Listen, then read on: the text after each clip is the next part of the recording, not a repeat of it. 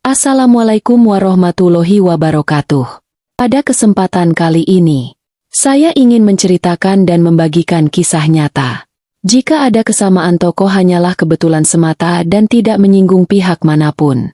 Semoga dengan mendengarkan kisah ini, kita akan lebih bisa memetik hikmah dari cerita ini, dan menjadikan kita pribadi yang lebih baik. Langsung kita mulai ke ceritanya. Pagi itu, udara dingin menyelimuti rumah Nenek Kole. Matahari baru saja naik, namun sinarnya sudah mulai menembus jendela rumah kecil di pinggiran kota yang menjadi tempat tinggalnya. Rumah itu sederhana, bahkan sangat sederhana jika dibandingkan dengan rumah-rumah lain di sekitar. Tidak banyak barang berharga di dalamnya. Di sudut ruang tamu yang kecil, ada kursi rotan tua yang sudah mulai rapuh, rak buku kayu yang penuh debu, dan sebuah meja kecil yang sering dipakai Nenek Kole untuk menaruh barang-barangnya. Kehidupan Nenek Kole memang sederhana, bahkan jauh dari mewah. Sejak suaminya meninggal, dia terbiasa mengandalkan uang pensiun almarhum untuk memenuhi kebutuhan sehari-hari. Setiap bulan, uang itu cukup untuk makan dan kebutuhan dasar. Ia tidak pernah berharap lebih. Tetapi kali ini, kebutuhan mendesak membuatnya harus menarik sedikit simpanan di bank. Walaupun perasaan cemas melingkupi dirinya, dia tidak punya pilihan lain. Dengan hati-hati, Nenek Kole membuka lemari pakaian tua di sudut kamar. Di dalamnya tergantung beberapa helai pakaian yang semuanya sederhana. Tangannya meraih kebaya lama berwarna coklat. Kebaya itu telah menemaninya bertahun-tahun. Bahannya mulai pudar dan ada bagian yang robek di ujungnya. Namun baginya, kebaya itu cukup. Dia tidak punya alasan untuk merasa malu. Pakaian itu masih bersih, dan bagi Nenek Kole, itu sudah lebih dari cukup. Setelah memakai kebayanya, dia mengambil kerudung putih yang terlipat rapi di meja. Nenek Kole merapikan kerudung tersebut dan memasangnya dengan hati-hati. Di cermin kecil di meja rias, dia melihat pantulan dirinya. Wajahnya sudah dihiasi keriput. Rambutnya telah memutih, namun di dalam matanya masih tampak keteguhan dan kebijaksanaan. Dengan senyum tipis, ia berkata pada dirinya sendiri, "Yuk, Nek, sudah waktunya." Langkah demi langkah, Nenek Kole keluar dari rumah kecilnya.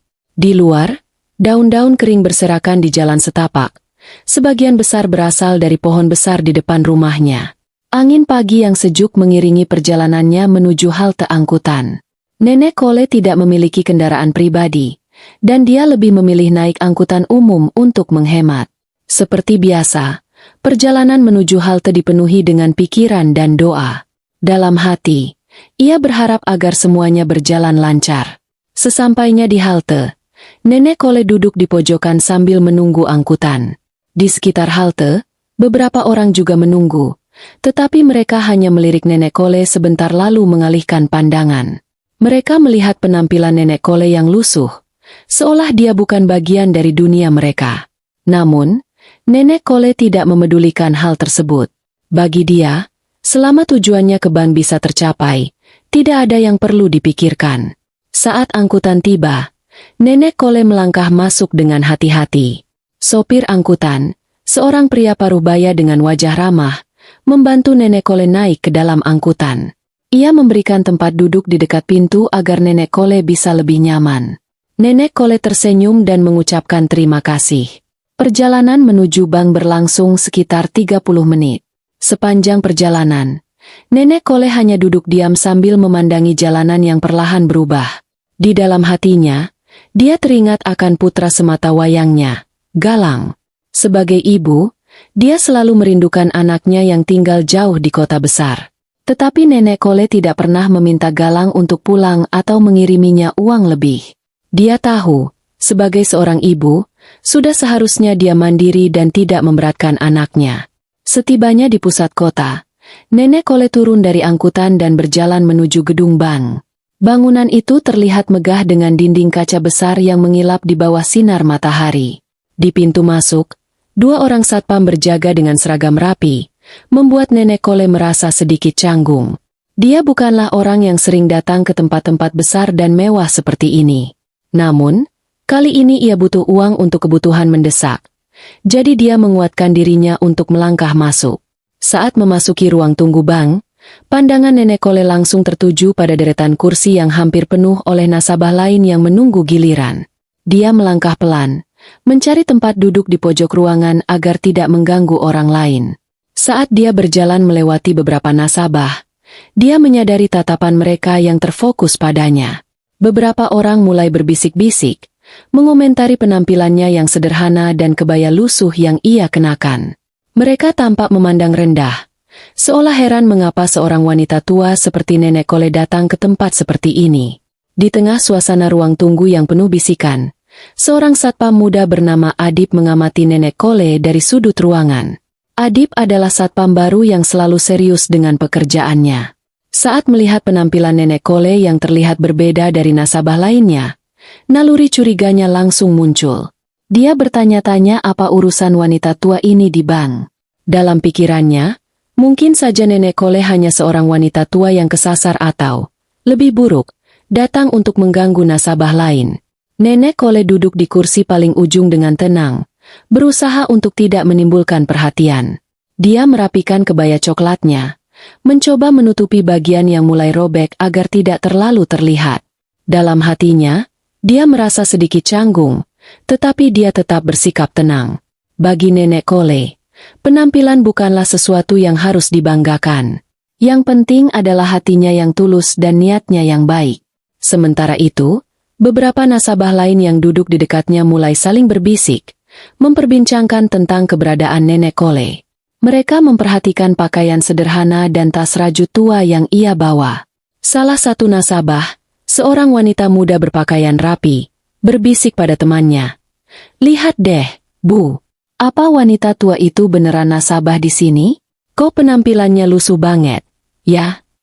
Temannya, seorang pria parubaya, hanya mengangguk sambil menatap Nenek Kole dengan pandangan meremehkan. "Siapa tahu dia cuma mau cari perhatian," kata pria itu. "Orang tua kayak gitu harusnya gak usah kesini kalau gak punya urusan penting." Mendengar bisikan itu, Nenek Kole mencoba untuk tidak memperdulikannya. Dia menunduk, melihat buku tabungannya, seolah-olah ingin memastikan bahwa semuanya sudah siap. Meski hati kecilnya merasa sedikit sakit mendengar komentar orang-orang, dia tidak menunjukkan reaksi apapun. Nenek Kole tahu, tidak ada gunanya menanggapi orang yang tidak mengenalnya. Baginya, orang-orang tersebut hanya menilai dari penampilan tanpa memahami siapa dirinya sebenarnya. Tidak jauh dari sana, Adip, sang satpam, masih memperhatikan Nenek Kole. Nalurinya semakin kuat untuk menghampiri dan menanyakan keperluan wanita tua itu. Dengan langkah mantap, Adip berjalan mendekat. Ia berhenti tepat di depan Nenek Kole, mencoba menarik perhatiannya. "Permisi, Bu, apa ada yang bisa saya bantu?" Tanyanya dengan nada tegas namun sedikit curiga. Nenek Kole mengangkat wajahnya dan tersenyum ramah. "Oh, tidak, Nak. Terima kasih. Saya hanya ingin menunggu giliran untuk ke teller." Adip memandangi Nenek Kole dengan seksama, masih merasa ada yang aneh. Namun, ia memutuskan untuk tidak berbuat lebih jauh. Ia mengangguk singkat, lalu kembali ke posnya di pintu masuk. Meskipun demikian, tatapan waspada tetap terarah pada Nenek Kole dari kejauhan. Dia merasa ada sesuatu yang janggal, meski tidak tahu apa tepatnya. Di tengah-tengah ruang tunggu, percakapan antara nasabah lainnya semakin berlanjut. Beberapa orang mulai membicarakan kemungkinan bahwa Nenek Kole mungkin saja datang untuk mengemis atau meminta-minta. Ada yang menyarankan agar satpam lebih ketat mengawasi, agar orang seperti Nenek Kole tidak mengganggu kenyamanan nasabah lain. Waktu terus berjalan, dan Nenek Kole tetap duduk dengan tenang, meski hati kecilnya merasakan kegetiran dari perlakuan orang-orang di sekitarnya. Dalam diam, dia hanya bisa berdoa agar urusannya cepat selesai, dan dia bisa pulang tanpa ada hambatan. Nenek Kole memandangi para nasabah di depannya, menyadari bahwa banyak dari mereka mengenakan pakaian mewah, membawa tas mahal, dan menggunakan perhiasan yang mencolok berbeda dengan dirinya yang datang dengan pakaian sederhana, tas rajut tua, dan tanpa perhiasan sedikit pun. Bagi Nenek Kole, penampilan bukanlah hal yang penting. Dia selalu percaya bahwa ketulusan hati lebih berharga daripada barang-barang duniawi yang hanya dipandang dari luar. Namun, Dalam suasana bank yang ramai itu, dia tidak bisa menahan diri untuk merasa sedikit tersisih.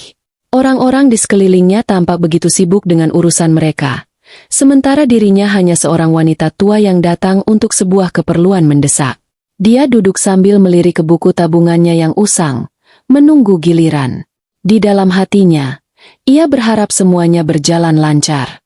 Nenek Kole tahu, hidup penuh tantangan, tapi ia percaya bahwa ketulusan akan selalu menemukan jalannya. Setelah beberapa saat duduk dalam kesunyian, Nenek Kole memperhatikan seorang pria muda yang baru saja duduk di sebelahnya. Pria itu berpakaian rapi, memakai kemeja putih dan dasi gelap, serta membawa tas kulit yang terlihat mahal. Penampilannya tampak jauh berbeda dengan Nenek Kole yang hanya mengenakan kebaya tua dan membawa tas rajut sederhana. Pria itu bernama Fikrul.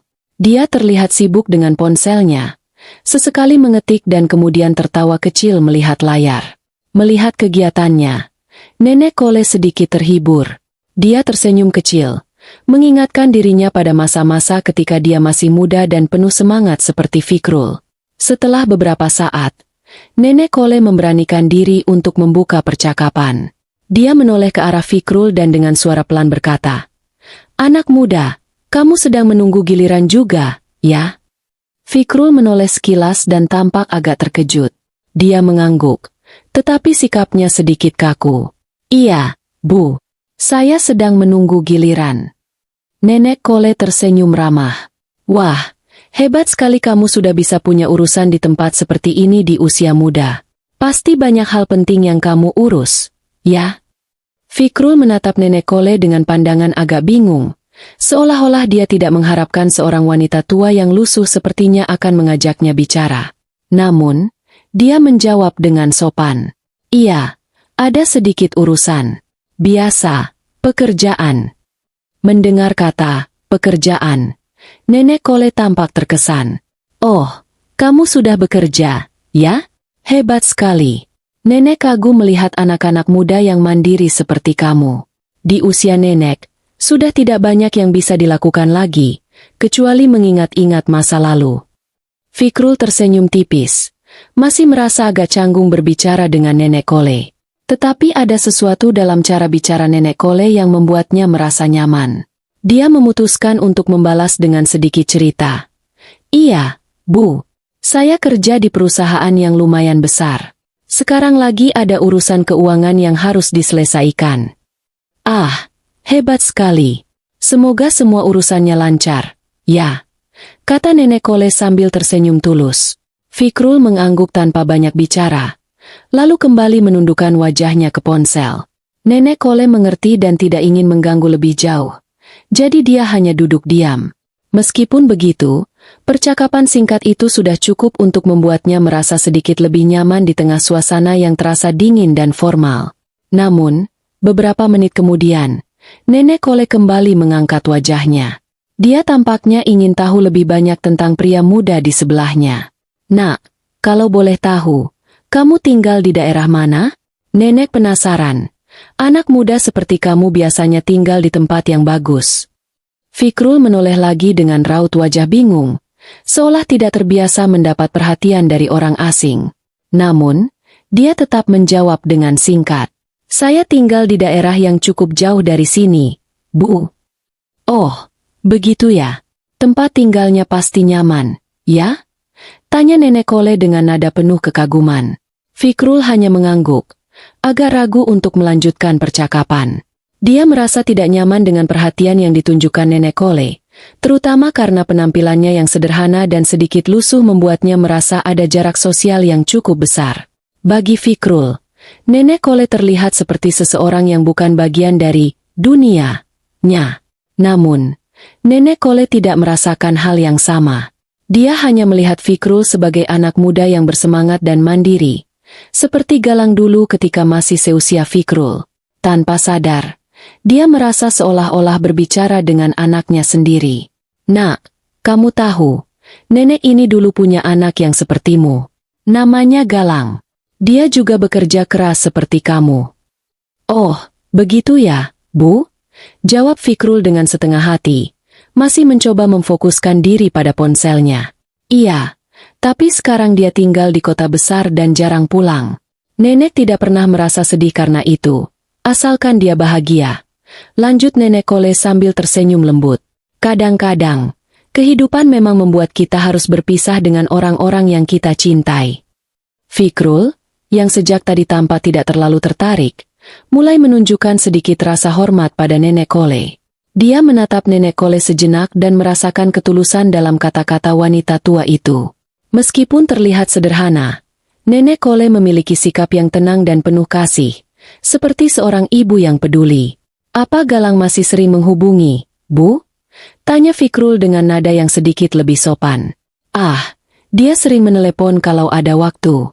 Kadang juga kirim kabar lewat surat. Nenek selalu senang membaca surat darinya. Jawab Nenek Kole dengan senyum bahagia. Mendengar hal ini, Fikrul mulai merasa sedikit bersalah atas sikap awalnya yang acuh tak acuh.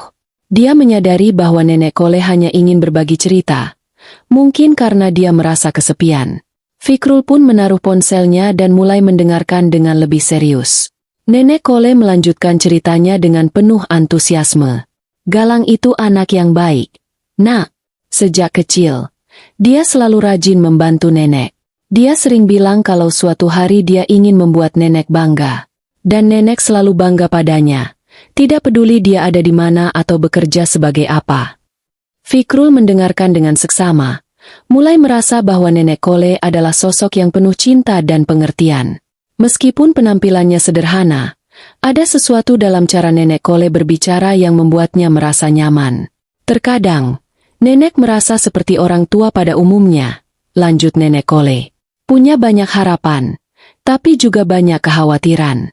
Apalagi melihat anak-anak muda seperti kamu dan Galang, yang punya semangat besar. Hidup ini memang penuh kejutan, ya? Fikrul mengangguk, merasa tersentuh dengan kata-kata Nenek Kole. Iya, Bu. Hidup memang tidak selalu seperti yang kita bayangkan. Setelah itu, mereka berdua terdiam sejenak, menikmati suasana hening. Meskipun pertemuan ini terjadi secara tak sengaja, ada kehangatan dalam percakapan mereka. Nenek Kole merasa sedikit lebih tenang dengan adanya Fikrul di sampingnya. Sementara Fikrul sendiri mulai melihat Nenek Kole sebagai seseorang yang penuh pengalaman hidup, bukan hanya seorang wanita tua dengan penampilan sederhana. Namun, tak lama kemudian, giliran Fikrul dipanggil menuju teller. Dia berdiri, merapikan pakaiannya, lalu menatap Nenek Kole dengan sedikit senyuman. Bu, saya duluan ya. Terima kasih sudah berbicara dengan saya. Nenek Kole mengangguk sambil tersenyum. Tentu. Nak, semoga urusanmu lancar. Hati-hati di jalan. Fikrul pun pergi menuju teller, meninggalkan Nenek Kole sendirian di ruang tunggu. Ia merasa sedikit lega setelah percakapan tersebut, meskipun ia sendiri tidak tahu mengapa. Mungkin, ada sesuatu dalam cara Nenek Kole berbicara yang mengingatkannya pada keluarganya sendiri. Namun, sebelum dia benar-benar pergi, Fikrul meletakkan ponselnya di kursi tanpa sengaja. Dia terlalu fokus dengan urusannya di teller dan tidak menyadari bahwa ponselnya tertinggal. Di sisi lain, Nenek Kole duduk dengan tenang sambil memikirkan percakapan yang baru saja terjadi. Dia merasa senang bisa berbicara dengan Fikrul, meskipun hanya sebentar. Dalam hatinya, dia berdoa agar anak muda itu selalu dilindungi dan berhasil dalam setiap langkah hidupnya.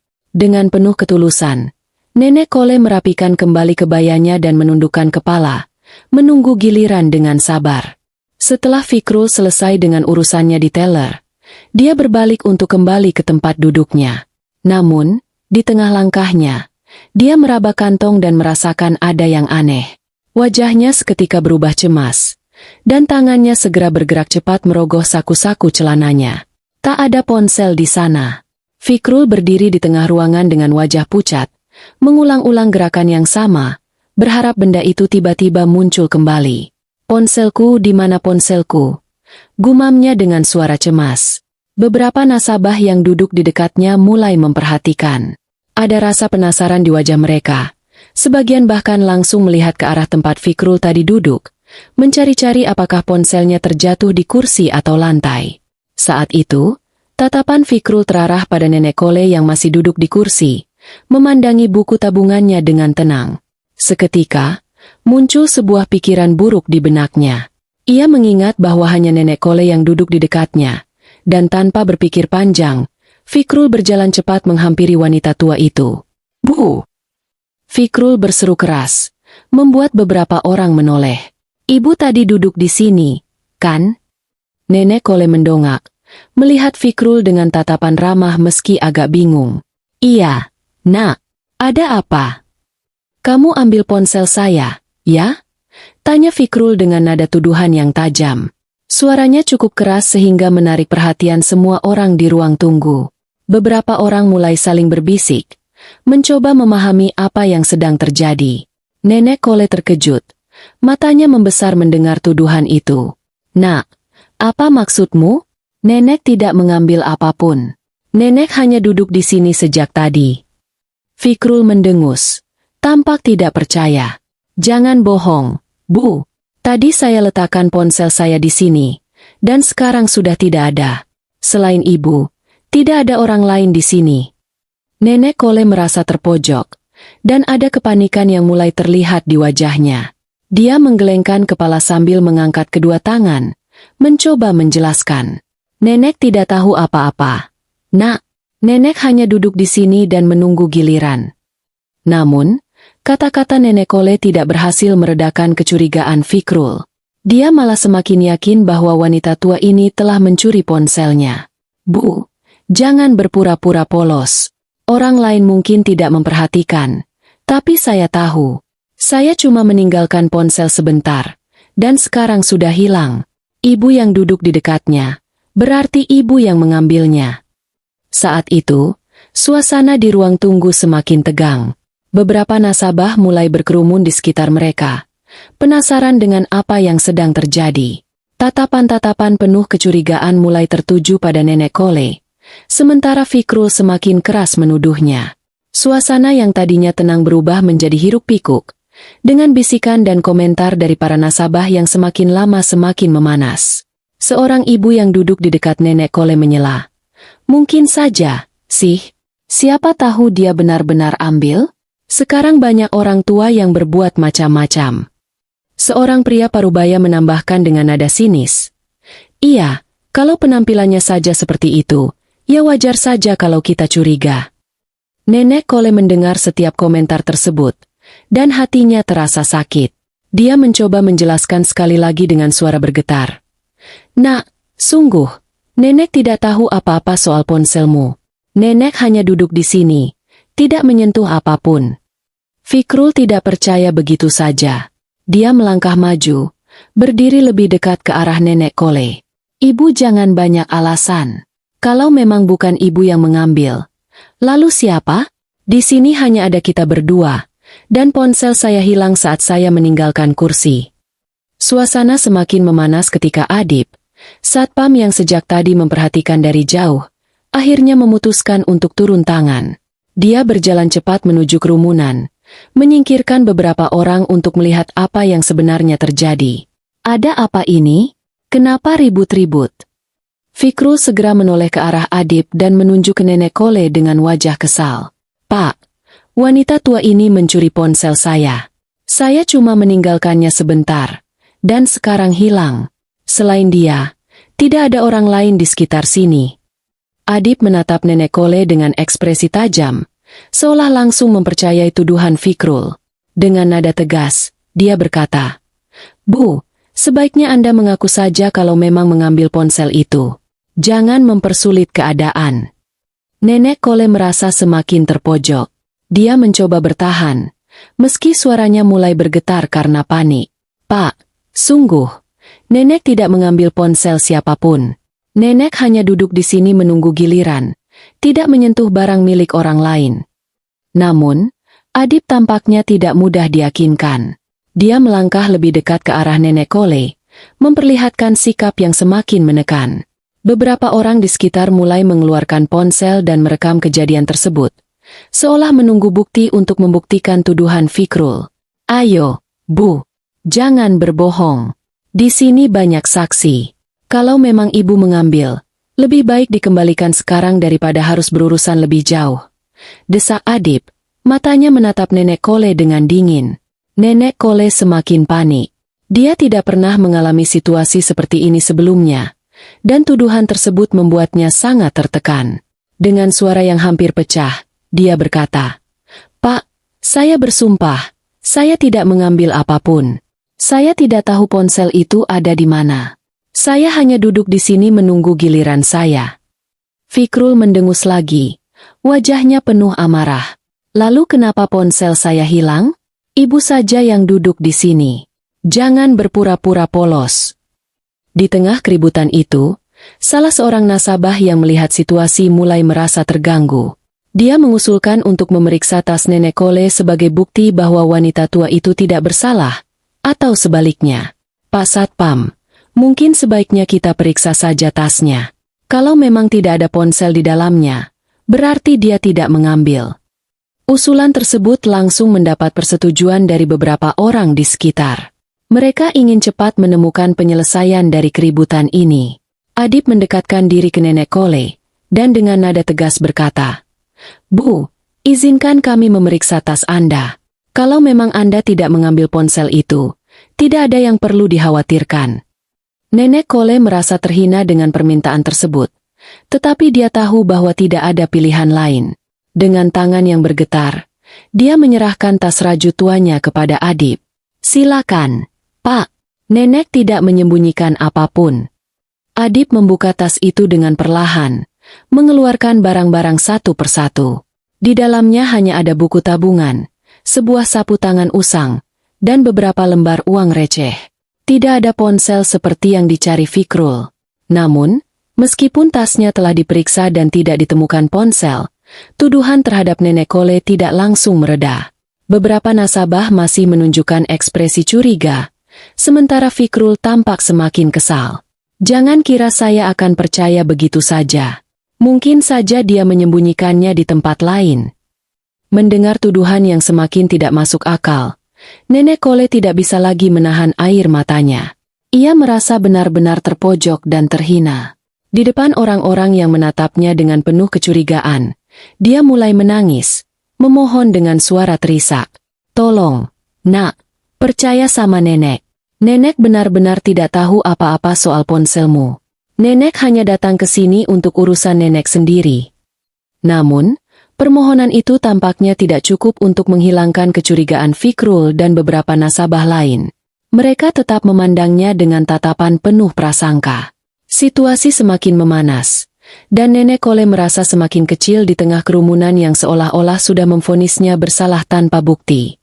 Di tengah situasi tersebut, seorang nasabah lain yang merasa tidak nyaman dengan perlakuan ini akhirnya berseru, "Kenapa tidak periksa CCTV saja? Bukankah di sini ada kamera?" Kerumunan di ruang tunggu semakin ramai, dan suasana semakin tegang. Tatapan-tatapan curiga tertuju pada Nenek Kole yang kini terlihat terpojok. Beberapa orang mulai berbisik lebih keras, dan bisikan itu tak lagi terdengar ramah. Meskipun Nenek Kole sudah membiarkan satpam memeriksa tasnya, sikap sinis masih terasa di udara, seolah mereka menolak mempercayai kata-katanya. Nenek Kole berdiri terpaku, kedua tangannya menggenggam erat tas rajutnya. Wajahnya yang penuh kerutan semakin tampak lelah. Matanya merah akibat air mata yang belum kering. Nenek Kole merasa malu dan tidak berdaya di tengah kerumunan yang menuduhnya tanpa bukti. Fikrul, yang tidak terima dengan hasil pemeriksaan tas, masih berdiri di depan Nenek Kole dengan sikap menantang. "Ibu, saya tahu kamu ambil ponsel itu. Jangan pura-pura tidak tahu." Suaranya meninggi, seolah ingin memastikan semua orang di sekitarnya mendengarnya dengan jelas. Seseorang di antara kerumunan menambahkan, "Kalau dia tidak merasa bersalah, kenapa panik begitu? Pasti ada sesuatu yang disembunyikan." Nenek Kole menunduk, merasa tidak ada yang berpihak padanya. Dia mencoba menguatkan hati, tetapi tatapan-tatapan penuh prasangka itu terasa begitu berat untuk ditahan. Setiap kali dia hendak membuka mulut, kerumunan tampak semakin marah, seolah-olah semua orang sudah yakin bahwa dia bersalah. Saat itu, seorang nasabah yang merasa risih melihat situasi ini, seorang pria dengan setelan rapi, akhirnya berinisiatif menyarankan, "Kenapa kita tidak memeriksa CCTV saja? Kalau dia memang tidak mengambil, kita bisa tahu dari sana." Buat apa kita saling tuduh tanpa bukti?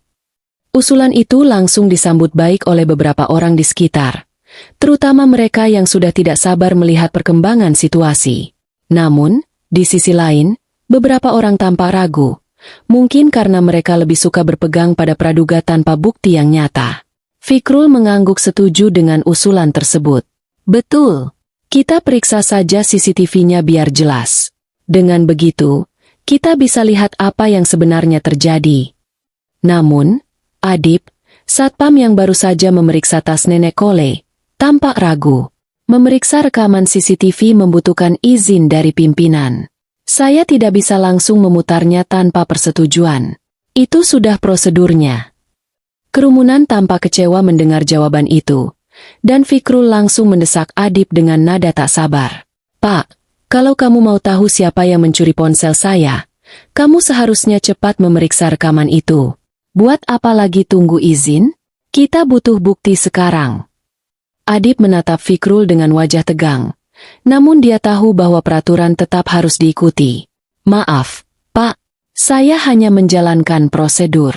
Kita tidak bisa memutar CCTV tanpa izin dari atasan. Kalau begitu, panggil saja atasanmu ke sini.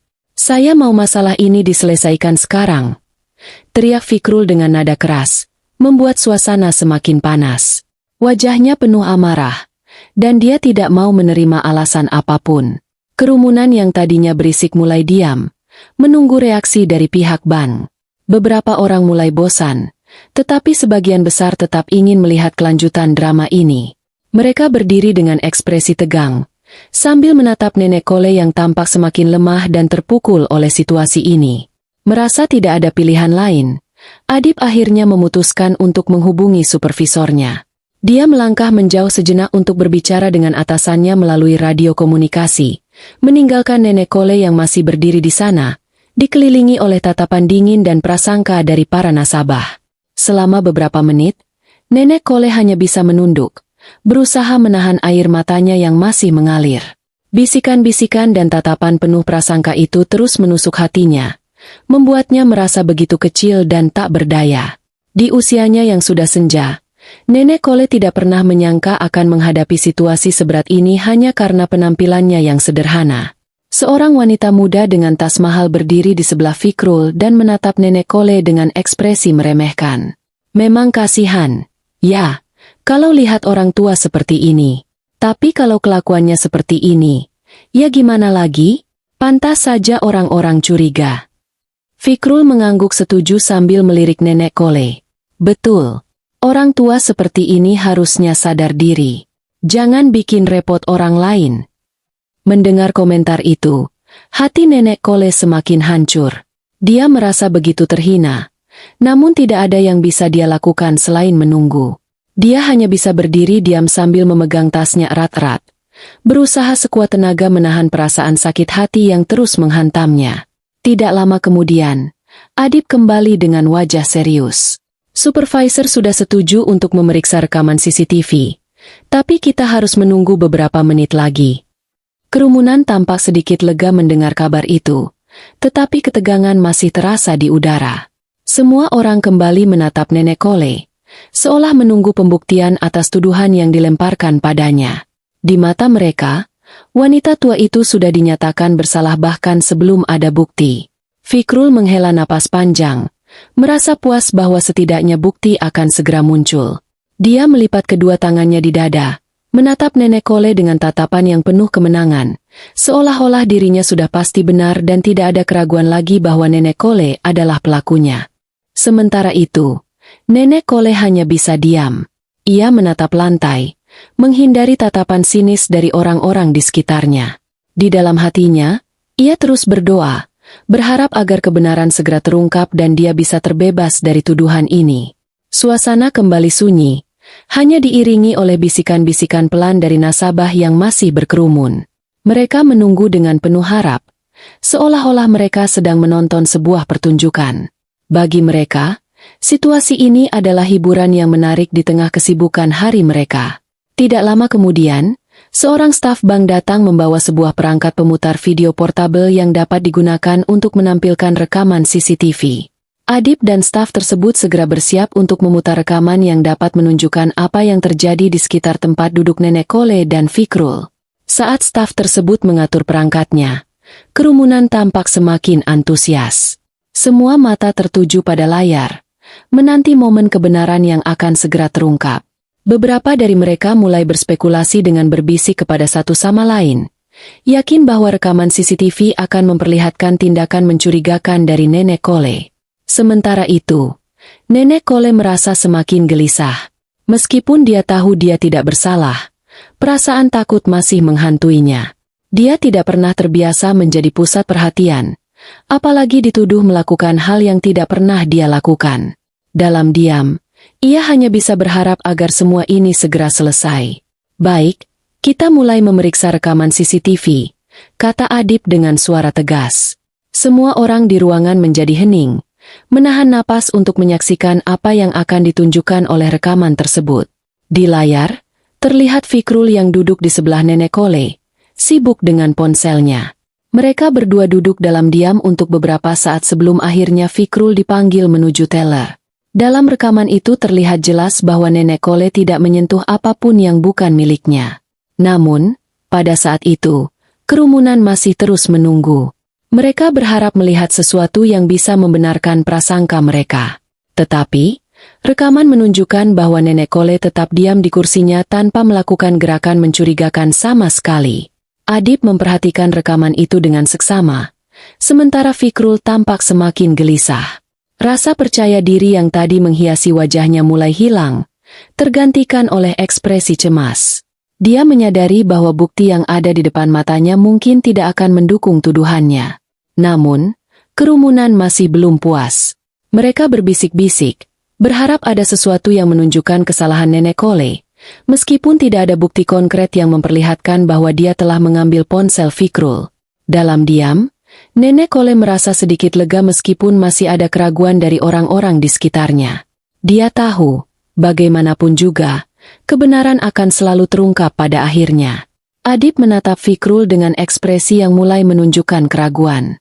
Dia menghela napas pelan, lalu berkata, "Pak, dari rekaman ini, tidak ada tanda-tanda bahwa ibu ini menyentuh ponsel Anda. Dia hanya duduk di sini sepanjang waktu." Wajah Fikrul memerah, tetapi dia belum mau menyerah begitu saja. Tapi, mungkin dia menyembunyikannya atau memberikannya pada orang lain di sekitar sini, katanya dengan nada putus asa, mencari-cari alasan lain. Kerumunan mulai terdiam. Beberapa orang mulai merasa tidak nyaman melihat betapa keras kepala Fikrul. Beberapa nasabah yang tadinya tampak mendukungnya kini mulai berpaling, tampak malu atas tuduhan yang mereka lemparkan pada Nenek Kole. Nenek Kole, yang sejak tadi diam dan menahan tangis, hanya menunduk, menunggu apapun yang akan dikatakan selanjutnya. Perasaan terhina yang ia rasakan belum hilang. Namun ada secercah harapan dalam hatinya ketika ia melihat bahwa perlahan-lahan kebenaran mulai terungkap. Adip akhirnya menoleh ke arah Nenek Kole dan, dengan nada yang jauh lebih lembut, berkata, "Maafkan kami, Bu. Sepertinya tidak ada bukti yang menunjukkan bahwa ibu melakukan apa yang dituduhkan." Nenek Kole mengangguk pelan, masih dengan air mata yang mengalir di pipinya. "Nenek tidak apa-apa. Nak, hanya ingin pulang dan melupakan semua ini," ucapnya dengan suara bergetar. Di tengah keheningan, suasana mulai berubah dari ketegangan menjadi rasa malu yang menyelimuti semua yang tadi menuduhnya.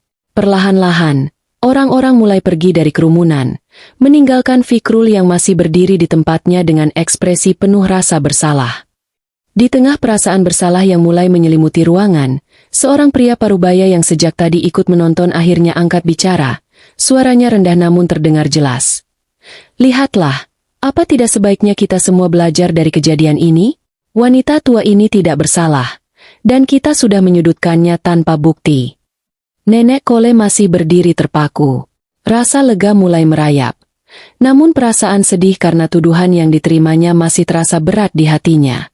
Dia memandang ke arah Fikrul, berharap mungkin dia akan meminta maaf atau setidaknya menunjukkan penyesalan.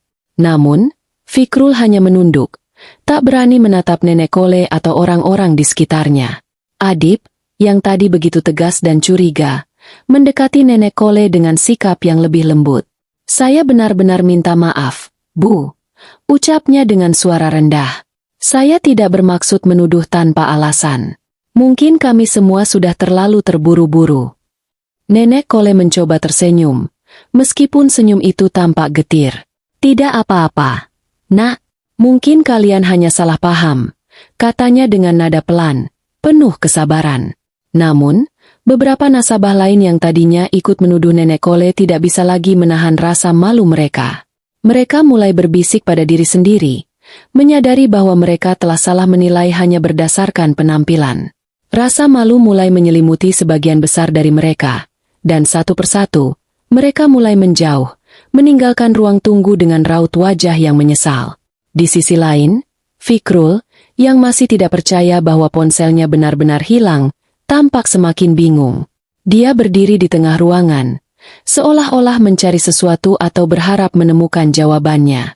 Tanpa sadar, dia kembali meraba-raba saku celana dan tasnya, tetapi tetap saja tidak menemukan apa yang dia cari.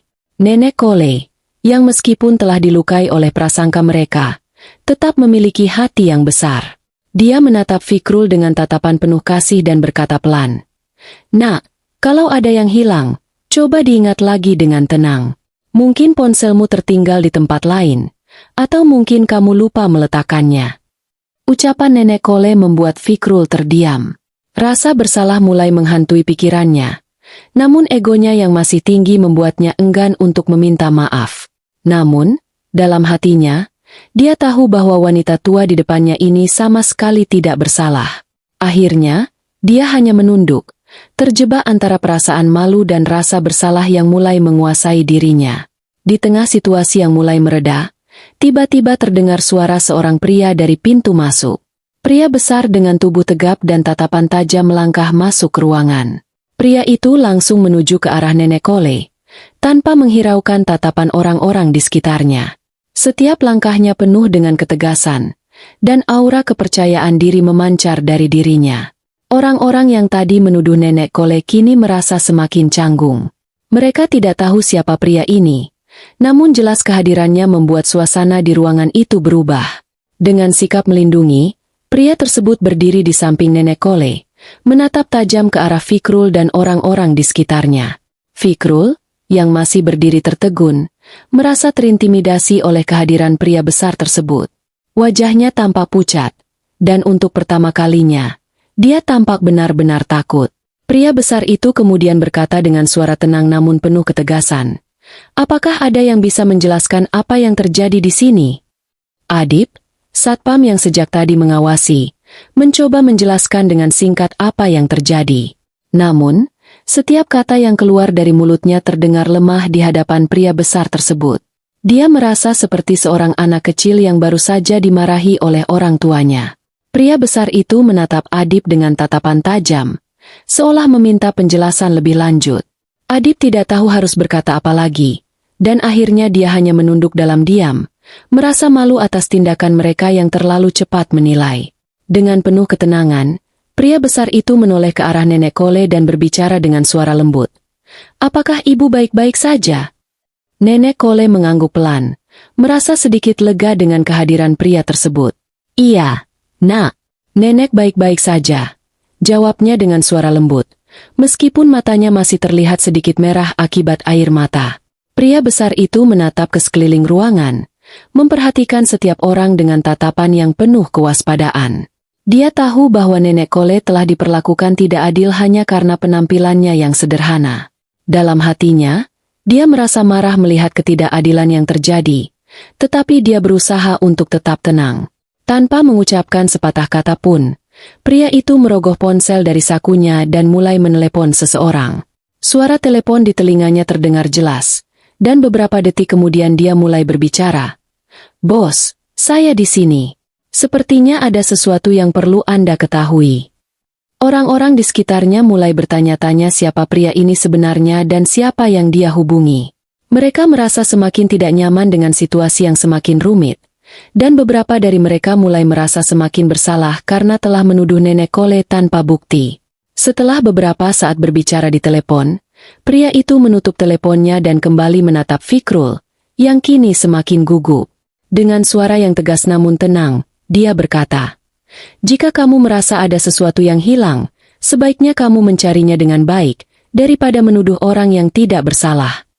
Fikrul hanya bisa menunduk tanpa berani membalas. Rasa malu dan penyesalan menguasai dirinya, dan untuk pertama kalinya, dia merasakan betapa salahnya menilai seseorang hanya berdasarkan penampilan. Suasana di ruangan itu kembali sunyi, dan perlahan-lahan, orang-orang mulai meninggalkan kerumunan, meninggalkan nenek Kole dan pria besar tersebut sendirian. Bagi mereka yang masih ada di sana, pelajaran yang bisa mereka ambil adalah betapa mudahnya mereka terjebak dalam prasangka dan betapa besarnya dampak dari tindakan tersebut pada seseorang. Nenek Kole, yang masih berdiri di samping pria itu, menoleh ke arahnya dengan tatapan penuh rasa terima kasih. Meski hatinya masih terasa pedih, dia merasa sedikit lega mengetahui bahwa ada seseorang yang melindunginya di saat dia merasa terpojok. "Terima kasih, Nak. Terima kasih sudah membantu nenek," ucap nenek Kole dengan suara pelan. Pria itu hanya tersenyum dan mengangguk, memastikan bahwa wanita tua di sampingnya merasa aman.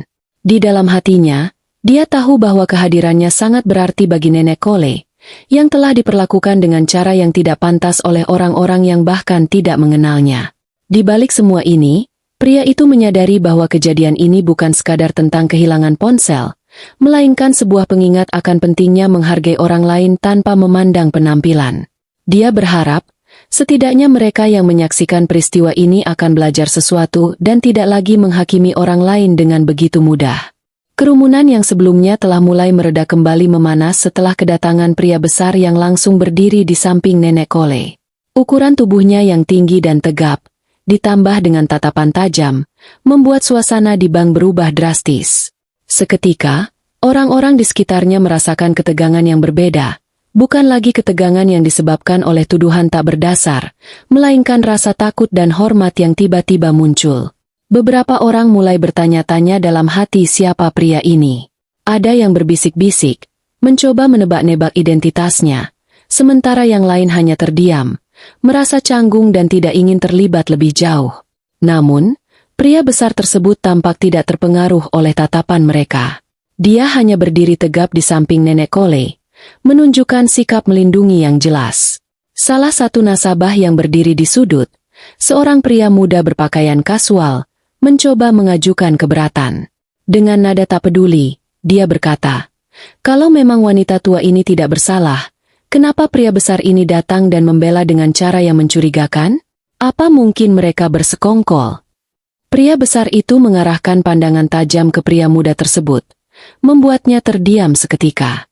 Tidak ada kata-kata yang keluar dari mulutnya, namun tatapan matanya cukup untuk membuat siapapun merasa terintimidasi.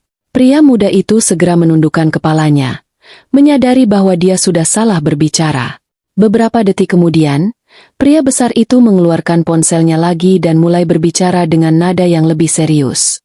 Suaranya rendah, namun cukup keras sehingga bisa didengar oleh sebagian orang di sekitar.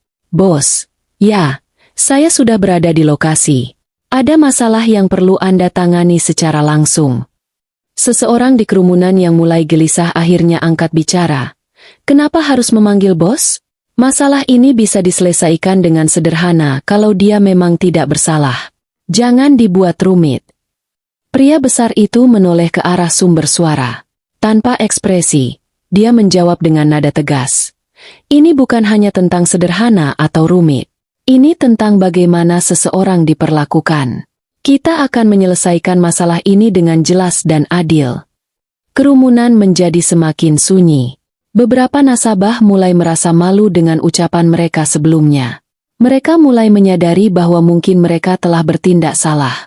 Mereka telah terlalu cepat menghakimi nenek Kole hanya karena penampilannya yang sederhana, tanpa bukti yang kuat.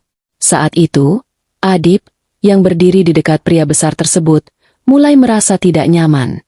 Sebagai satpam, dia biasanya bertugas menjaga keamanan. Namun kehadiran pria besar ini membuatnya merasa seperti seorang anak kecil yang ditegur. Dia mencoba mengontrol emosinya, tetapi terlihat jelas bahwa dirinya merasa sedikit gentar.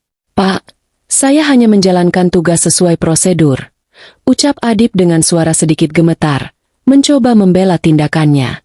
Pria besar itu memandang Adib sejenak, kemudian berkata dengan tenang, "Saya mengerti tugas Anda.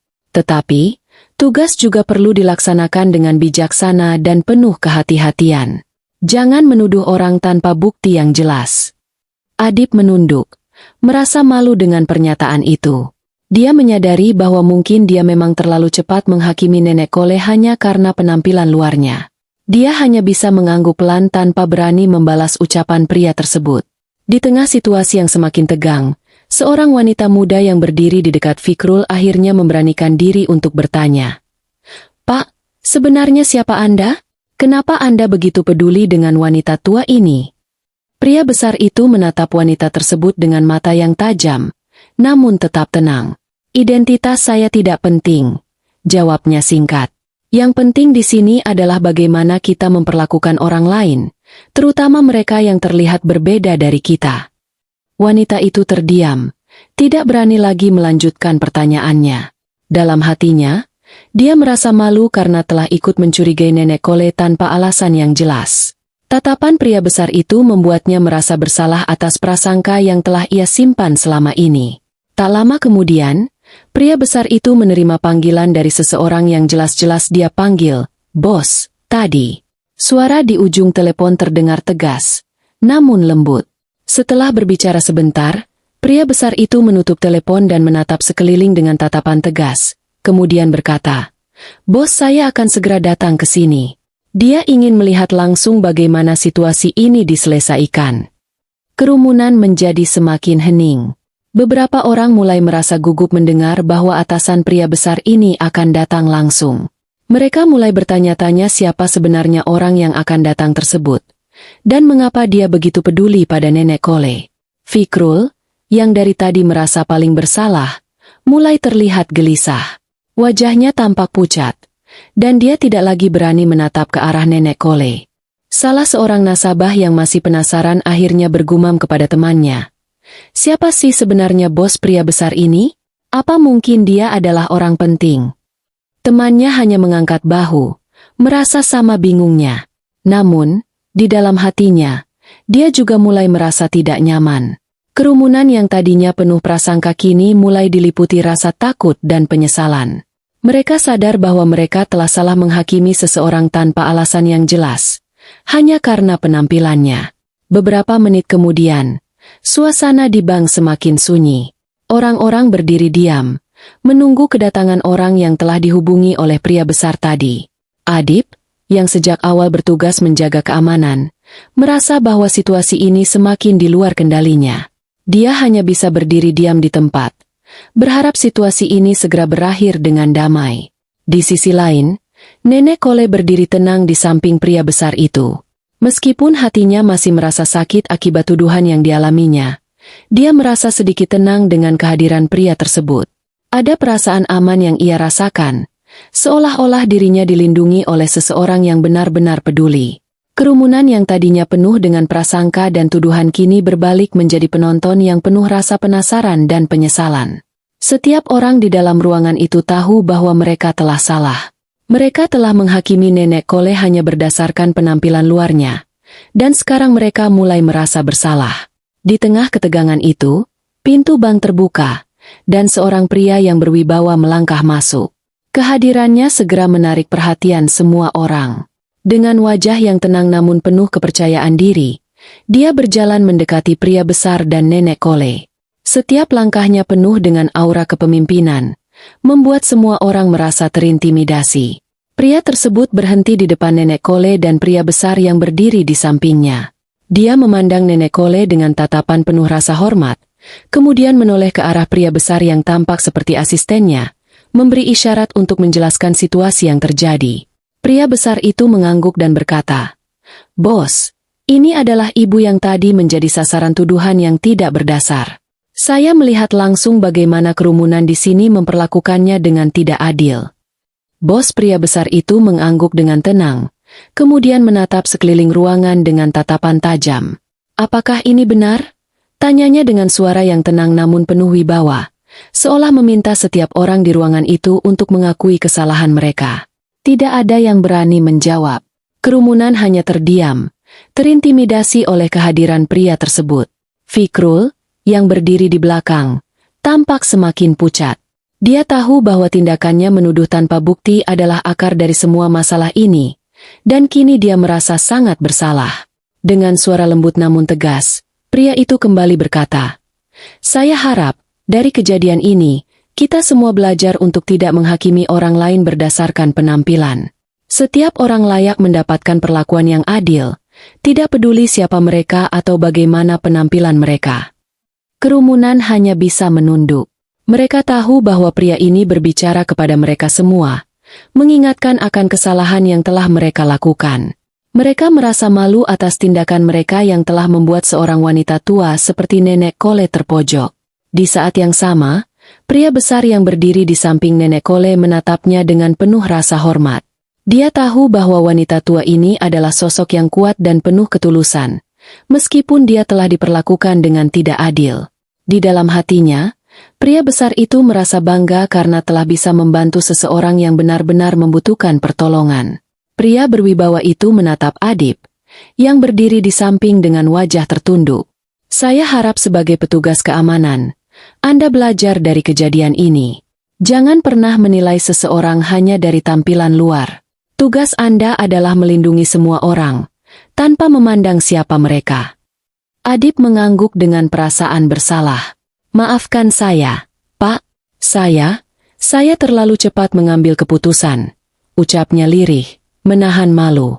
Pria berwibawa itu mengangguk singkat, lalu berbalik ke arah Nenek Kole. Dia tersenyum lembut, memberi isyarat bahwa semua sudah berakhir. "Ibu, saya mohon maaf atas perlakuan yang Ibu terima hari ini. Kami di sini seharusnya melayani dengan hormat, tanpa memandang latar belakang atau penampilan." Nenek Kole mengangguk, tersenyum meskipun matanya masih menyiratkan rasa lelah. "Tidak apa-apa, Nak. Nenek sudah mengerti, dan semoga ke depan tidak ada lagi yang mengalami ini." Kerumunan yang sebelumnya menuduh dan menghina, kini terdiam penuh rasa bersalah. Mereka baru menyadari bahwa prasangka tanpa dasar telah membawa mereka ke dalam kesalahan besar. Beberapa dari mereka mulai beringsut keluar ruangan, dengan wajah tertunduk dan hati penuh penyesalan. Saat suasana mulai mereda, pria berwibawa itu mengajak Nenek Kole menuju ruang terpisah untuk berbincang lebih lanjut dan memastikan semua keperluannya terpenuhi. Sementara itu, orang-orang yang tersisa di ruang tunggu merasakan dampak dari kejadian itu. Sebuah pelajaran untuk tidak lagi menghakimi orang hanya dari tampilan luar. Seiring Nenek Kole melangkah pergi, pria besar itu tetap di sampingnya, memastikan bahwa kali ini, dia menerima perlakuan hormat yang seharusnya. Beberapa saat setelah Nenek Kole dibawa ke ruang terpisah bersama pria besar tersebut, suasana di ruang tunggu ban masih terasa canggung. Sebagian besar nasabah yang sebelumnya ikut dalam kerumunan tetap berdiri di tempatnya, menunggu dengan rasa ingin tahu sekaligus rasa malu yang membayangi. Tatapan mereka kini lebih banyak tertuju ke lantai atau ke arah lain, mencoba menghindari kontak mata satu sama lain. Tidak lama kemudian, pintu masuk terbuka, dan seorang pria dengan penampilan rapi serta penuh wibawa melangkah masuk. Pria itu adalah Galang, anak Nenek Kole, yang telah dihubungi oleh pria besar asisten setianya. Kehadiran Galang langsung menarik perhatian semua orang di ruangan itu. Wajahnya yang tenang namun tegas mencerminkan kedewasaan dan rasa percaya diri yang tinggi. Meski terlihat tenang, ada kilatan kemarahan yang tersirat di matanya ketika dia melihat orang-orang yang telah menghakimi ibunya. Galang berjalan menuju ruang tunggu tanpa mengucapkan sepatah kata pun. Dia melihat satu persatu wajah nasabah dan karyawan yang tampak tertekan dan penuh rasa bersalah. Adib, yang berdiri di dekat pintu masuk, merasakan intimidasi yang kuat dari Galang, dan tanpa sadar, dia menundukkan kepala, tidak berani menatapnya. Dengan nada tenang namun penuh kekuatan, Galang bertanya, "Di mana CCTV yang tadi merekam situasi di ruang tunggu ini?" Salah satu karyawan yang bertanggung jawab atas keamanan melangkah maju dengan gugup. "Pak, kami sudah siap memutarnya. Silakan, Pak, ke sini," katanya sambil menunjukkan perangkat pemutar video yang telah disiapkan untuk melihat rekaman CCTV. Galang mengangguk dan berjalan menuju perangkat tersebut. Semua orang di ruangan itu berdiri tegang, menunggu apa yang akan terlihat dalam rekaman itu. Dalam hati, sebagian besar dari mereka merasa cemas dan takut, terutama mereka yang ikut dalam kerumunan yang menuduh Nenek Kole. Kini mereka menyadari bahwa rekaman tersebut akan menjadi bukti nyata dari sikap mereka yang penuh prasangka. Saat rekaman mulai diputar, semua mata tertuju pada layar. Tampak jelas Nenek Kole dan Fikrul duduk di kursi ruang tunggu, berbincang dengan ramah. Beberapa menit kemudian, Fikrul dipanggil menuju teller dan meninggalkan tempat duduknya. Saat dia pergi, Nenek Kole tetap duduk diam, tanpa melakukan gerakan mencurigakan apapun. Detik demi detik berlalu, dan rekaman menunjukkan bahwa Nenek Kole hanya duduk tenang, memegang tasnya, tanpa menyentuh barang yang bukan miliknya. Galang memperhatikan rekaman itu dengan ekspresi serius, memastikan setiap detik yang berlalu memperlihatkan ibunya yang duduk tanpa gangguan. Suasana semakin tegang ketika akhirnya terlihat bahwa Fikrul, sebelum meninggalkan kursinya, tanpa sengaja meletakkan ponselnya di kursi lain, dan sama sekali tidak menyadari hal itu. Ponsel itu tertinggal di kursi, sementara Nenek Kole tetap diam di tempatnya. Ketika rekaman selesai diputar, suasana ruang tunggu kembali sunyi. Setiap orang yang tadinya menuduh Nenek Kole kini merasa sangat malu. Ekspresi penyesalan terlihat di wajah mereka, terutama di wajah Fikrul yang kini tidak berani menatap siapapun. Wajahnya memerah, dan dia merasa seluruh ruangan kini berbalik menatapnya dengan pandangan yang penuh kritik. Galang menoleh, mengarahkan pandangannya yang tajam kepada Fikrul, yang berdiri terdiam di tengah ruangan. Tanpa menunggu Fikrul mengucapkan sepatah kata pun, Galang berkata dengan nada dingin namun tegas, "Kamu telah menuduh ibuku tanpa bukti. Prasangka burukmu membuat orang-orang di sini ikut-ikutan berasumsi tanpa dasar. Dan sekarang, fakta telah menunjukkan siapa yang benar." Fikrul hanya bisa menunduk, merasa sangat bersalah. Wajahnya semakin memerah, dan dia berusaha mencari kata-kata untuk meminta maaf, namun suaranya terasa tercekat. Dia tidak pernah membayangkan bahwa prasangka dan emosinya yang berlebihan akan membawa dampak sebesar ini. Melihat sikap Fikrul yang terpaku, Galang tidak berhenti di situ. Dia melanjutkan dengan nada yang penuh penekanan. "Apakah kamu tahu dampak dari tuduhanmu terhadap seorang wanita tua yang tidak bersalah? Hanya karena penampilannya yang sederhana, kamu merasa berhak menilai dia. Apakah ini yang dinamakan keadilan?" Kata-kata itu menampar Fikrul secara emosional. Dalam hatinya, dia menyadari betapa keliru sikapnya, dan rasa malu itu terus menghantuinya. Dia mencoba mengumpulkan keberanian untuk meminta maaf, namun rasa bersalah itu terlalu besar untuk diungkapkan dengan kata-kata. Di tengah keheningan itu, Adib, yang sebelumnya ikut berperan dalam memperlakukan Nenek Kole dengan curiga, melangkah maju. Dengan suara rendah dan penuh penyesalan, dia berkata, "Pak, saya benar-benar minta maaf. Saya terlalu cepat mengambil kesimpulan. Saya tidak pernah bermaksud untuk menyakiti atau menuduh orang tanpa dasar. Saya hanya..." Galang menatap Adib sejenak, lalu menghela napas panjang. "Sebagai petugas keamanan, Anda seharusnya bertugas melindungi dan memastikan setiap nasabah diperlakukan dengan adil, tanpa memandang siapa mereka. Seharusnya Anda menjadi contoh, bukan malah ikut-ikutan menilai." Adib mengangguk dengan wajah penuh penyesalan. "Saya mengerti, Pak. Saya belajar banyak dari kejadian ini. Saya tidak akan mengulanginya lagi." Galang mengangguk singkat, kemudian menoleh ke arah kerumunan nasabah lain yang tadinya ikut berkerumun menonton dan menilai Nenek Kole. Wajah-wajah itu kini dipenuhi rasa malu, dan sebagian dari mereka tampak ingin pergi secepat mungkin, namun merasa tidak enak hati untuk meninggalkan ruangan. Tanpa mengucapkan sepatah kata lagi, Galang berbalik menuju ruangan tempat Nenek Kole dan pria besar itu menunggu. Langkahnya tenang namun penuh kepastian, seolah-olah dia sudah tahu apa yang harus dia lakukan. Orang-orang yang masih berada di ruang tunggu hanya bisa memperhatikan kepergiannya dengan tatapan penuh penyesalan dan rasa bersalah. Di dalam ruangan, Nenek Kole duduk tenang bersama pria besar itu, yang terus berada di sisinya sejak awal. Ketika Galang masuk, Nenek Kole menoleh, dan raut wajahnya yang semula penuh ketegangan berubah menjadi lebih tenang. Meskipun dia telah melalui pengalaman yang berat, kehadiran Galang memberinya rasa aman yang tak tergantikan. Galang menghampiri ibunya dan menggenggam tangannya dengan penuh kasih sayang. "Ibu, Semua sudah selesai. Kebenaran akhirnya terungkap. Nenek Kole mengangguk pelan. Matanya berkaca-kaca namun penuh keteguhan. Nak, ibu tidak apa-apa. Mungkin ini semua pelajaran, tidak hanya untuk mereka, tapi juga untuk ibu sendiri. Galang tersenyum lembut, merasa bangga pada ketabahan ibunya. Ibu, keteguhan hati dan kesabaranmu sudah menjadi pelajaran bagi semua orang di sini. Setelah beberapa saat, Galang menoleh kepada pria besar yang sejak awal mendampingi Nenek Kole. Dengan anggukan penuh rasa terima kasih, dia berkata, "Terima kasih sudah menjaga ibu saya. Saya berhutang budi pada Anda." Pria besar itu hanya mengangguk hormat.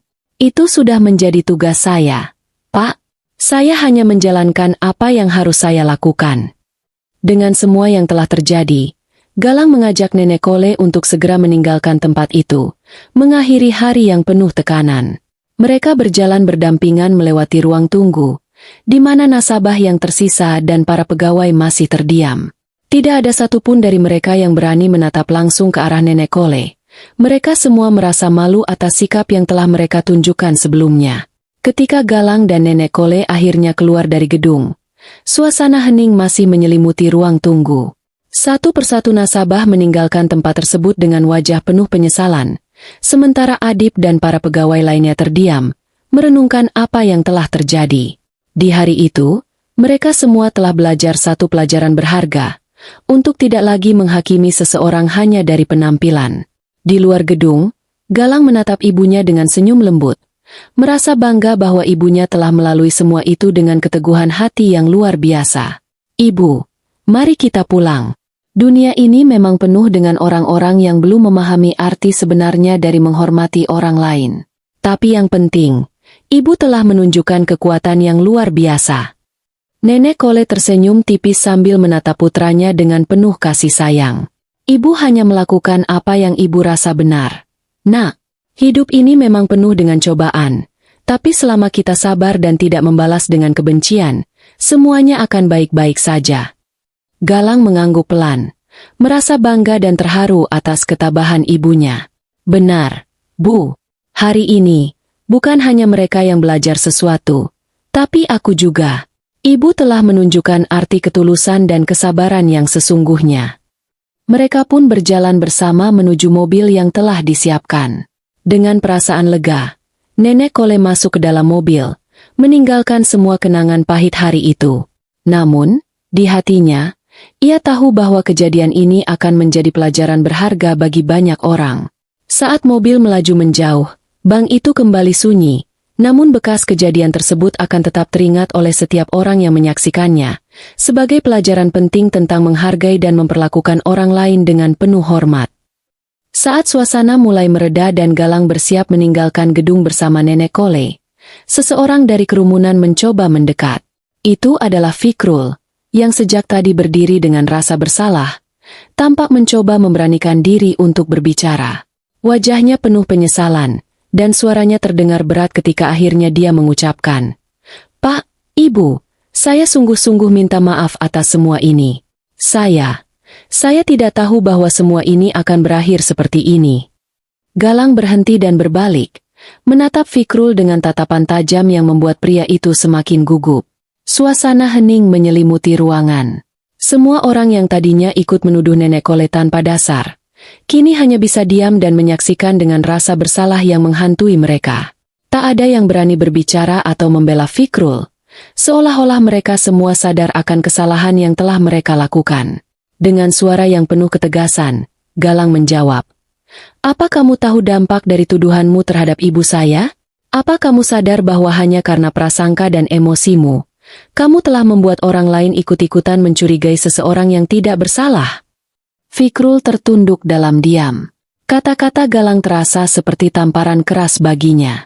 Ia merasa malu, tidak hanya kepada Nenek Kole, tapi juga kepada semua orang di sana yang menyaksikan kesalahannya. Dalam hatinya, dia ingin membela diri, tapi dia tahu bahwa tidak ada alasan yang cukup untuk membenarkan tindakannya. Melihat Fikrul yang tampak terpukul, Galang melanjutkan dengan suara yang lebih tenang namun penuh peringatan. "Hidup ini tidak selalu hitam dan putih. Jangan menilai seseorang hanya dari penampilan luar, karena kita tidak pernah tahu siapa mereka sebenarnya. Orang yang terlihat sederhana belum tentu tidak berharga, dan mereka yang terlihat biasa belum tentu tidak memiliki kekuatan. Kerumunan di sekitar mereka terdiam, merenungkan setiap kata yang diucapkan oleh Galang. Bagi mereka, kata-kata tersebut adalah pengingat yang menampar, mengingatkan mereka bahwa mereka telah terbawa arus prasangka tanpa menyadari dampak dari tindakan mereka. Galang kembali menatap Fikrul. "Di mana kamu bekerja?" tanyanya dengan nada tegas. Fikrul tampak terkejut dengan pertanyaan tersebut, tetapi dia menjawab dengan suara gemetar. Saya bekerja di perusahaan teman Anda, Pak." Galang mengangguk pelan. "Baik, saya akan pastikan teman saya tahu apa yang kamu lakukan hari ini. Perusahaan manapun tidak membutuhkan karyawan yang bermental seperti ini, mudah terprovokasi, penuh prasangka, dan tidak bijaksana." Fikrul terdiam. Wajahnya memucat mendengar ancaman halus dari Galang. Dia tahu bahwa tindakannya hari ini telah merusak kepercayaan yang mungkin dia miliki dalam dunia profesional. Rasa takut dan sesal bercampur dalam dirinya, membuatnya semakin merasa malu.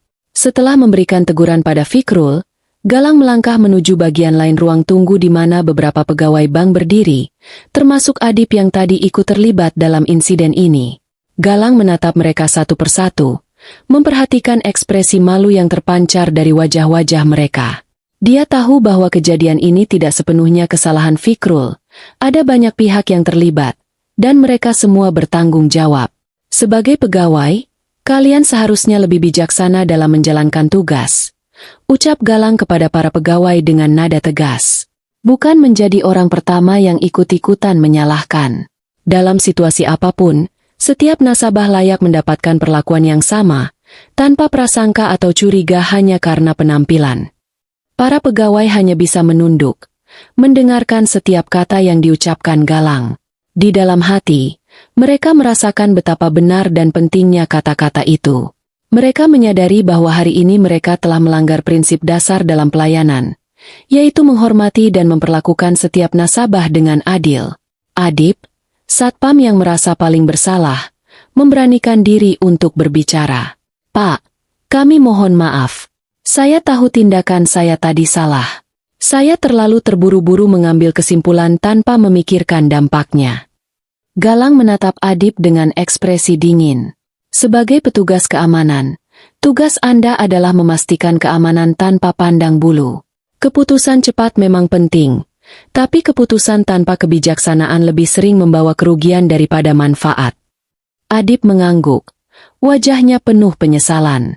Dia tahu bahwa dirinya telah gagal menjalankan tugasnya dengan baik, dan rasa bersalah itu membebani hatinya. Dia hanya bisa berharap agar ke depan bisa menjalankan tugasnya dengan lebih bijaksana. Melihat seluruh staf dan nasabah yang kini berdiri dalam diam penuh penyesalan, Galang menambahkan dengan nada yang lebih lembut. "Semoga kejadian ini menjadi pengingat bagi kalian semua, bahwa manusia tidak selayaknya dinilai hanya dari luarnya. Setiap orang layak dihargai dan dihormati, tidak peduli seperti apa penampilan mereka." Galang menatap mereka satu persatu sebelum akhirnya menghela napas dan berbalik menuju pintu keluar. Suasana hening yang mencekam masih menyelimuti ruangan itu. Para nasabah dan staf di sana terdiam. Tak ada satupun yang berbicara atau berani bergerak. Semua orang seolah terperangkap dalam rasa bersalah dan penyesalan yang mendalam. Ketika Galang akhirnya melangkah keluar dari bank, sebagian besar dari mereka yang masih berada di ruang tunggu saling memandang, namun tak satupun berani mengucapkan sepatah kata. Mereka menyadari bahwa hari itu, mereka telah belajar pelajaran berharga tentang rasa hormat, penghargaan, dan kebijaksanaan dalam menilai orang lain. Adip dan beberapa staf yang tadinya berperan dalam menghakimi Nenek Kole tanpa bukti hanya bisa menundukkan kepala. Mereka tahu bahwa insiden ini akan menjadi pelajaran besar bagi mereka, tidak hanya dalam pekerjaan, tetapi juga dalam hidup mereka sebagai manusia. Seorang pria tua yang ikut menyaksikan seluruh kejadian itu akhirnya angkat bicara kepada Adip dan staf lainnya. "Semoga kejadian ini mengingatkan kita semua. Jangan pernah menilai orang hanya dari penampilan. Dunia ini jauh lebih luas dari prasangka dan dugaan kita." Adip mengangguk.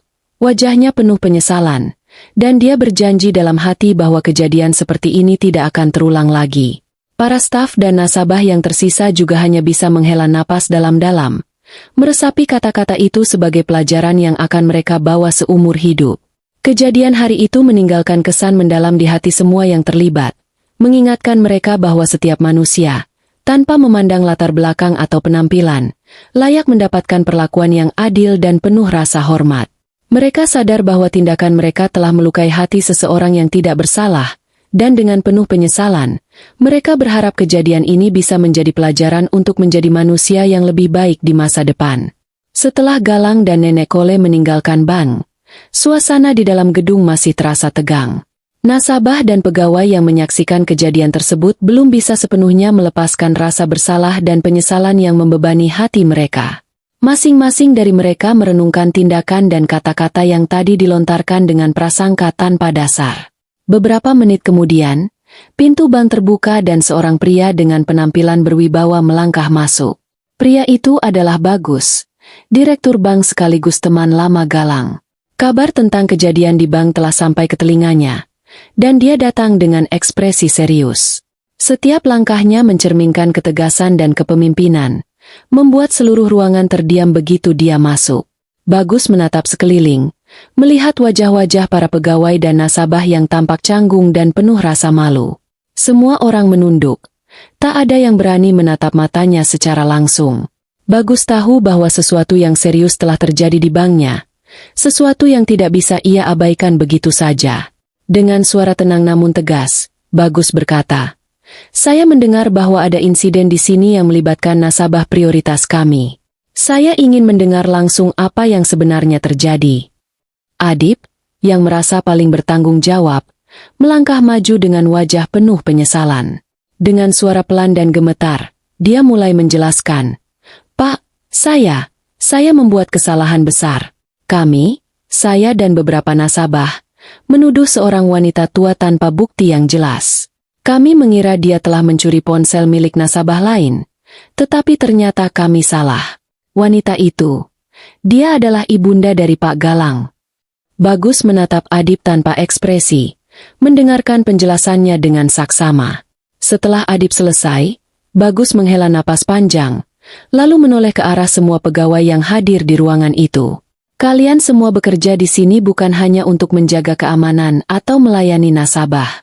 Kalian di sini juga untuk mewakili nilai-nilai yang seharusnya menjadi dasar dari bank ini, yaitu keadilan, penghargaan, dan rasa hormat terhadap semua orang, tanpa memandang siapa mereka."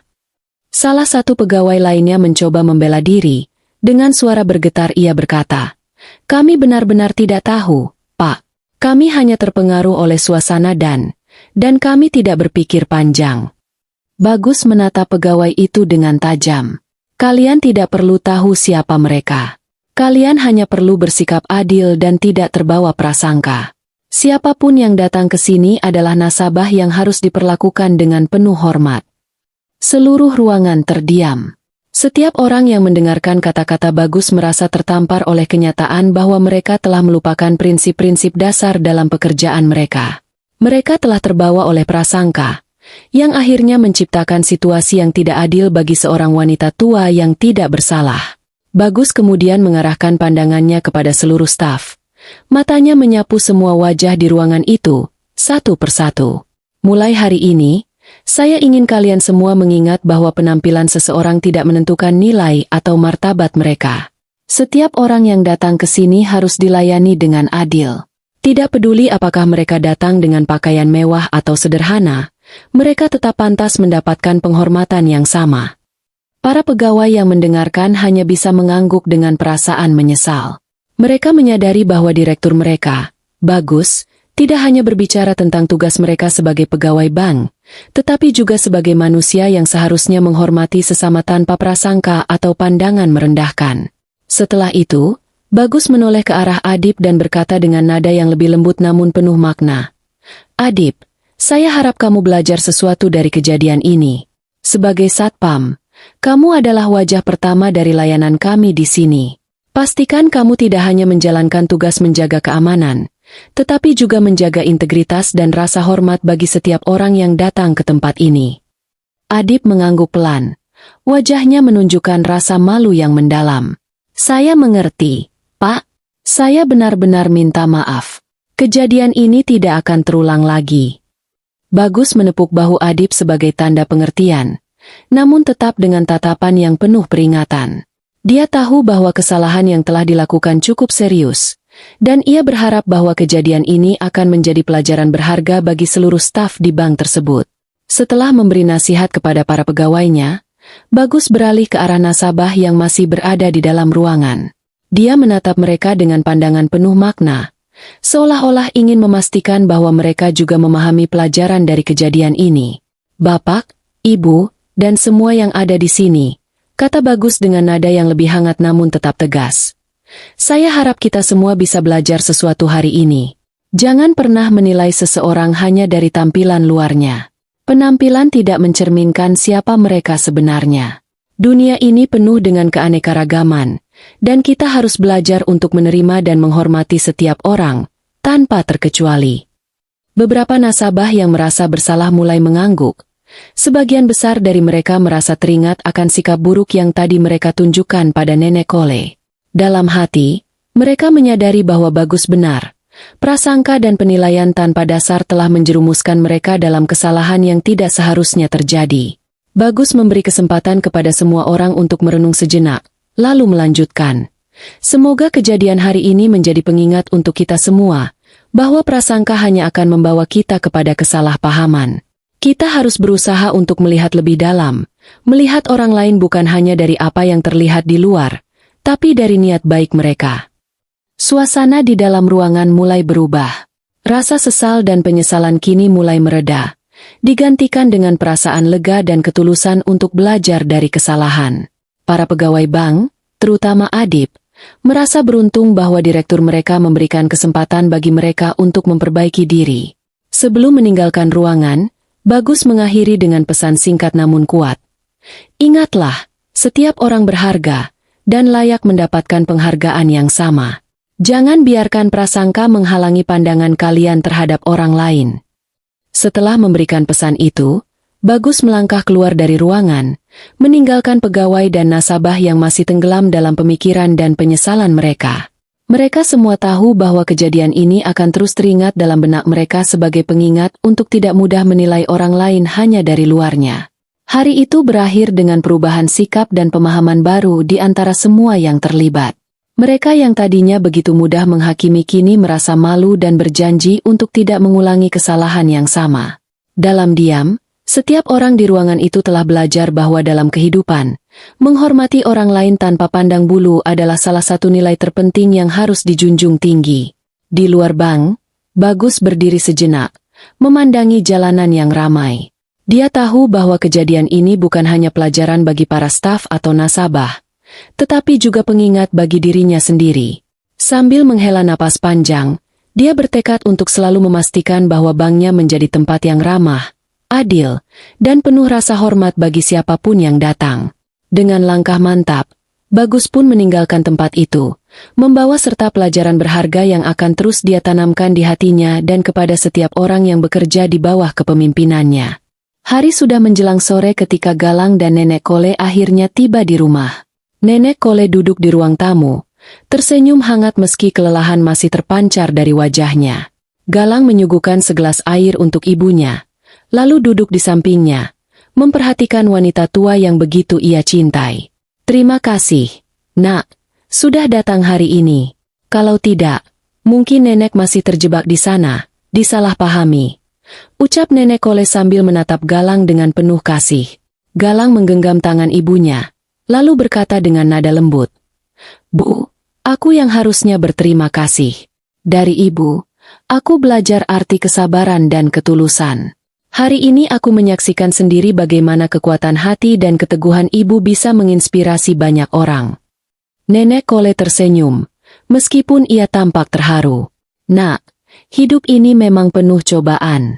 Tapi selama kita bisa menerima dengan ikhlas dan tidak menyimpan dendam, semua pasti akan berjalan dengan baik." Nenek tahu, mungkin orang-orang di sana hanya belum memahami bagaimana memperlakukan sesama dengan penuh penghargaan. Galang mengangguk pelan, merasa bangga dengan kebijaksanaan ibunya. Benar, Bu. Hari ini, bukan hanya mereka yang belajar, tapi aku juga. Aku belajar bahwa menilai seseorang hanya dari tampilan luar adalah kesalahan besar. Mereka berdua terdiam sejenak, membiarkan suasana hening menyelimuti.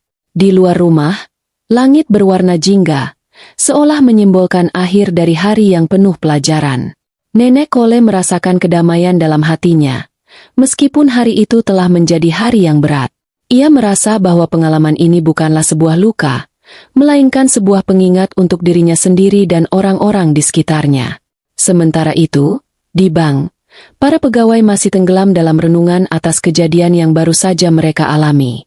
Adip, sang satpam, duduk sendirian di ruang istirahat, menatap kosong ke arah lantai. Dia merenungkan kata-kata Galang dan Bagus, serta kesalahan yang dia lakukan dengan menilai orang hanya dari penampilannya. Dalam hatinya, Adip berjanji untuk mengubah cara pandangnya. Mulai sekarang, aku akan lebih berhati-hati. Aku tidak akan lagi mudah terbawa prasangka. Setiap orang layak mendapatkan penghormatan yang sama, bisiknya kepada diri sendiri. Para pegawai lain, yang tadinya juga ikut dalam kerumunan, pulang dengan perasaan campur aduk. Mereka sadar bahwa hari itu mereka telah terjebak dalam kesalahan besar. Kata-kata Bagus dan Galang telah meninggalkan kesan mendalam di hati mereka. Dalam diam, mereka berjanji untuk tidak lagi menilai seseorang hanya dari tampilan luar, dan untuk melayani setiap nasabah dengan lebih bijaksana. Di tengah kota, Fikrul berjalan pulang dengan kepala tertunduk. Rasa bersalah dan penyesalan menghantui langkahnya. Dia tidak pernah menyangka bahwa tindakannya yang gegabah bisa melukai seseorang yang tidak bersalah. Sepanjang perjalanan, kata-kata Galang terus terngiang di kepalanya, bahwa hidup ini tidak selalu hitam dan putih, dan bahwa setiap orang pantas dihargai tanpa memandang penampilan. Sesampainya di rumah, Fikrul duduk dan merenung dalam diam. Dia bertekad untuk berubah, untuk belajar melihat lebih dalam sebelum menilai seseorang. Aku sudah menyakiti seseorang yang tidak bersalah hanya karena prasangka, gumamnya dengan nada sedih. Dalam hatinya, dia berharap bisa menjadi pribadi yang lebih baik, yang tidak mudah terpengaruh oleh penampilan atau penilaian sesaat. Sementara itu, di rumah Nenek Kole, suasana semakin hangat. Mereka berdua menghabiskan waktu bersama, berbicara tentang banyak hal dengan penuh kehangatan dan kasih sayang.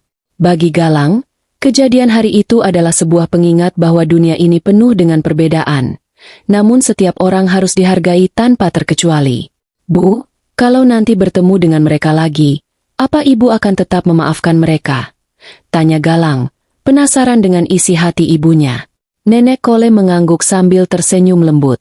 Tentu saja, Nak. Setiap orang punya kesalahan, dan mungkin hari ini adalah waktunya bagi mereka untuk belajar. Kalau kita bisa memberi maaf, hidup kita akan lebih tenang. Galang mengangguk, merasa bangga dengan kebesaran hati ibunya. Ibu benar. Aku juga belajar banyak hari ini. Terima kasih sudah menjadi contoh yang baik buat aku. Dengan hati yang tenang, Nenek Kole dan Galang menikmati malam yang damai. Hari itu telah menjadi pengingat bagi semua yang terlibat, bahwa setiap manusia layak mendapatkan perlakuan yang adil dan penuh hormat. Mereka semua telah belajar bahwa penampilan bukanlah ukuran nilai seseorang, dan bahwa keadilan sejati hanya bisa tercapai dengan kebijaksanaan dan ketulusan hati. Cerita ini pun berakhir dengan sebuah pelajaran mendalam bagi semua orang yang terlibat. Dari Nenek Kole, mereka belajar arti ketabahan dan kebesaran hati. Dari Galang, mereka belajar bahwa memperjuangkan keadilan bisa dilakukan dengan bijaksana dan tanpa kekerasan. Dan dari pengalaman mereka sendiri, mereka belajar bahwa prasangka hanyalah penghalang yang membatasi kemampuan kita untuk melihat kebenaran. Hari itu menjadi kenangan yang akan terus hidup dalam hati mereka, sebagai pengingat untuk selalu melihat lebih dalam sebelum menilai seseorang, dan untuk selalu memperlakukan setiap orang dengan rasa hormat dan penghargaan. Malam itu, setelah percakapan hangat mereka, Galang meninggalkan rumah ibunya dengan hati yang penuh ketenangan. Ia melihat Nenek Kole tersenyum lembut di ambang pintu, melambai dan berpesan, "Jaga diri baik-baik, Nak. Ingat, kebaikan selalu membawa keberkahan, meski tidak selalu terlihat langsung." Galang mengangguk, merasakan betapa dalamnya kebijaksanaan ibunya, lalu berjanji dalam hati untuk terus menjadi pribadi yang adil dan bijaksana, sebagaimana ibunya telah mengajarkannya. Setelah kepergian Galang, Nenek Kole duduk sejenak di kursi rotan kesayangannya, membiarkan pikirannya kembali pada kejadian di Ban. Meski telah berakhir, pengalaman hari itu menyisakan kesan yang kuat. Baginya, kejadian tersebut bukan hanya soal pembuktian kebenaran, tapi juga kesempatan untuk mengajarkan arti kesabaran dan ketulusan hati kepada banyak orang.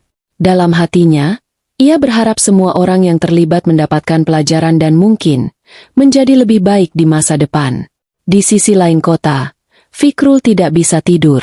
Rasa bersalahnya begitu besar, dan bayangan wajah Nenek Kole yang sedih masih menghantui pikirannya.